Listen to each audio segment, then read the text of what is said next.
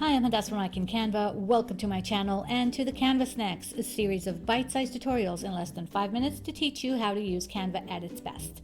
Please subscribe so you'll get notified every time a Canva snack is uploaded to the channel, and you're most welcome to also join my Facebook community called Canva.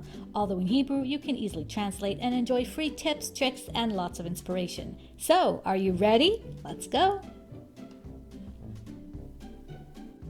Did you know you can play around with lines other than just resizing them?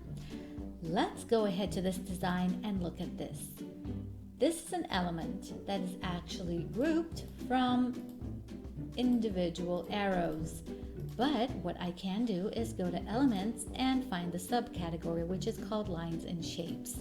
When I go to lines, I have all these lines that I can use in my design. For example, if I will go with this dashed line, it'll be added to my design, and then you can see up here at the white menu, I have a few options. I can change the color of this line. I can also play around with a line weight, which means it will be thicker and bigger. For example, like so.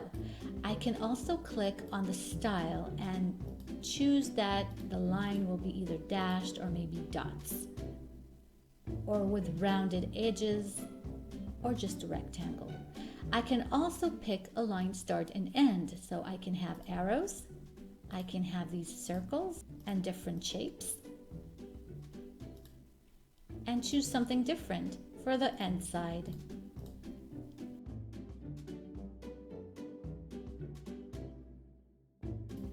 I can also animate this, place it where I like, and continue designing.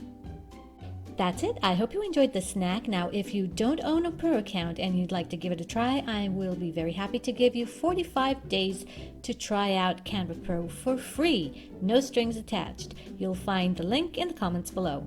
I'll see you all next time. Bye.